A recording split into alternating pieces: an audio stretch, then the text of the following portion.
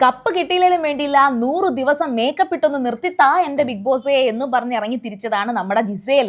മലയാളിയാണ് ഞാൻ, മലയാളികൾക്ക് മുന്നിൽ ഞാനൊന്ന് നല്ല ഒന്ന് അണിഞ്ഞൊരുങ്ങി കാണിച്ചു കൊടുക്കട്ടെ എന്നൊക്കെ പറഞ്ഞ് വന്നിട്ട് അവസാനം ഇങ്ങോട്ട് വന്ന് അന്ന് തൊട്ട് തുടങ്ങിയതാണ് മേക്കപ്പ് ഇടാൻ പറ്റത്തില്ല, ലിപ്സ്റ്റിക് ഇടാൻ പറ്റത്തില്ല, ബീട്രൂട്ട് തേക്കരുത്, അത് ഇത് എന്നൊക്കെ പറഞ്ഞിട്ട് ദേ നല്ല അടിപൊളിയായിട്ട് കളിച്ചല്ല ചതിച്ച് അല്ലെങ്കിൽ കൂട്ടുപിടിച്ച് ജിസേല് ആ ബാഡ്ജ് സ്വന്തമാക്കിയിരിക്കുകയാണ്. ഹോ, ജിസേലിനും ആശ്വാസമായി, ആര്യനും ആശ്വാസമായി, കണ്ടുകൊണ്ടിരുന്ന നമ്മൾ പ്രേക്ഷകരിൽ പകുതിയും പേർക്കും ആശ്വാസമായി. ബിഗ് ബോസിനും തലവേദന കുറഞ്ഞു എന്ന് വേണമെങ്കിൽ പറയാം.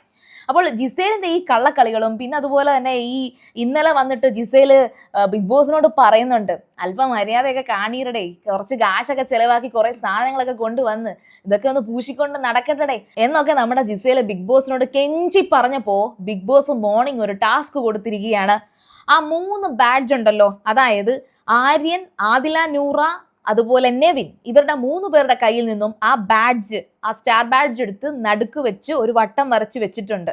എല്ലാവരെയും ഒരേ ലെവലിൽ സർക്കിളിൽ നിർത്തിയിട്ട് ഒരു ബസർ അമർത്തുമ്പോഴത്തേക്കും എല്ലാവർക്കും ഓടിപ്പോയി അത് എടുക്കാം.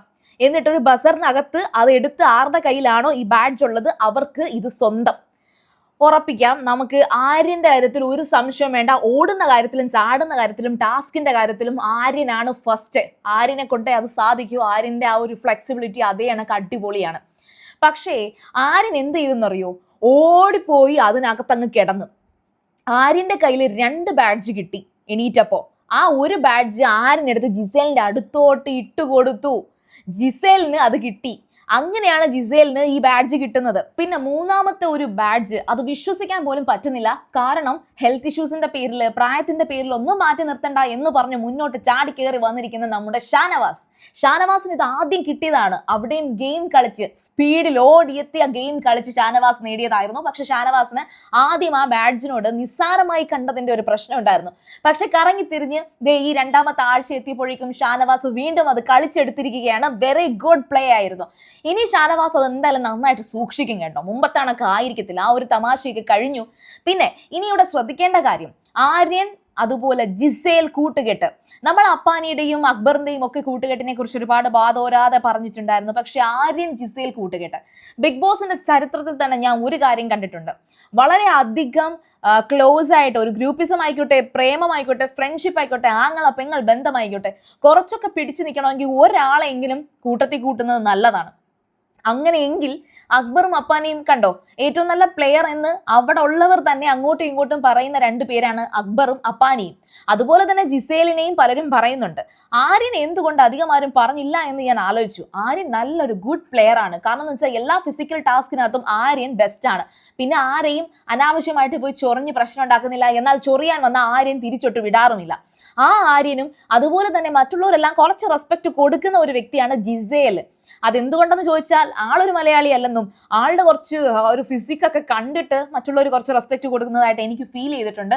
അത് കൊടുക്കാത്തത് നമ്മുടെ അനുക്കുട്ടി മാത്രമാണ്. അനുമോൾ അങ്ങനെ ചെയ്തിട്ടില്ല. അനുമോൾ തെറ്റിനെ തെറ്റായിട്ട് തന്നെ അവിടെ പറയുന്നുണ്ട്. അനുമോൾ അതുകൊണ്ട് തന്നെ ഒരു സേഫ് ഗെയിമർ അല്ല കേട്ടോ. പിന്നെ ആര്യനും ജിസേലും ഒന്നിച്ച് നിൽക്കുകയാണെങ്കിൽ എന്തായാലും ഒരു ടോപ്പ് 5 വരെ പോകും. പക്ഷെ ഈ കൂട്ടുകെട്ട് അവിടെ ആർക്കും അധികം സംസാര വിഷയമായിട്ടില്ല എന്ന് എനിക്ക് തോന്നിയിട്ടുണ്ട്. എന്തായാലും നിങ്ങളുടെ അഭിപ്രായങ്ങൾ പറയുക. അതുപോലെ തന്നെ ഇനി ബാഡ്ജ് ഇല്ലാത്ത നെവിനെ നമുക്കൊന്നുകൂടെ കാണാം. ഭയങ്കര കോമഡി ആയിരിക്കും ഇനിയത്തെ ഒരു ദിവസങ്ങൾ എന്നൊക്കെ പറയുന്നത്.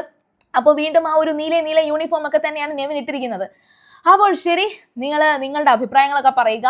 ആര്യൻ ജിസേൽ കൂട്ടുകെട്ട് അത് എത്രത്തോളം പോകും എന്ന് പറയുക. പിന്നെ അതുപോലെ തന്നെ നെവിന്റെ ഫണ്ണി ആയിട്ടുള്ള കുറച്ച് ചേഷ്ടകളൊക്കെ നമുക്ക് കാണാൻ സാധിക്കും. അതും നമുക്ക് കണ്ടറിയാം. നിങ്ങളുടെ അഭിപ്രായം ഇക്കാര്യത്തിൽ എന്താണേലും വ്യക്തമാക്കുക.